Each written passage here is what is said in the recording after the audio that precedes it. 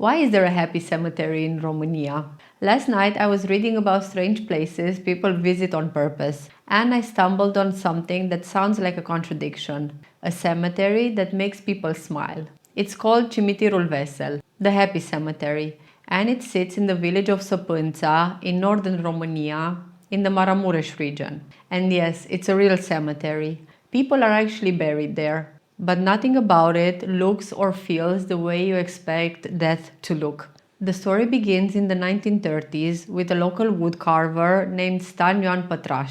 At the time, most grave markers in the region were simple wooden crosses. Pătraș decided to do something different. Instead of just carving names and dates, he started painting the crosses in bright blue, adding short poems and carving scenes from the person's life. And not the polished version, the honest version. These crosses tell stories, funny stories, awkward stories, sometimes brutally honest. You'll find verses about someone who loved drinking too much, someone who wasn't great to their spouse, someone who died in a ridiculous accident. One famous epitaph warns people about reckless driving. Another talks about a woman whose biggest flaw was gossiping too much. There's humor, sarcasm, irony, and zero sugarcoating.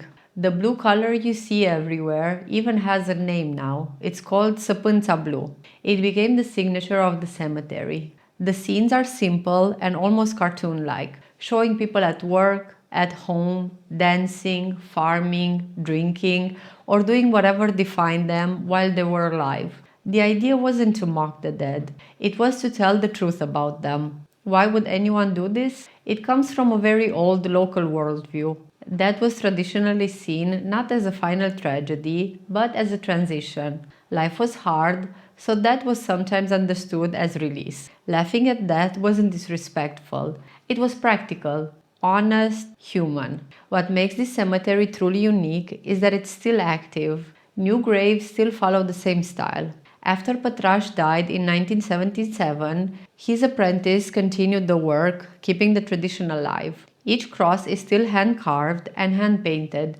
No two are the same. There's also something quietly powerful about how personal it all is. You don't walk through rows of identical stones. You walk through lives, short stories carved in wood. Some make you laugh out loud, some make you uncomfortable, some hit harder than expected because they are so direct. And that's why the Happy Cemetery became famous far beyond Romania.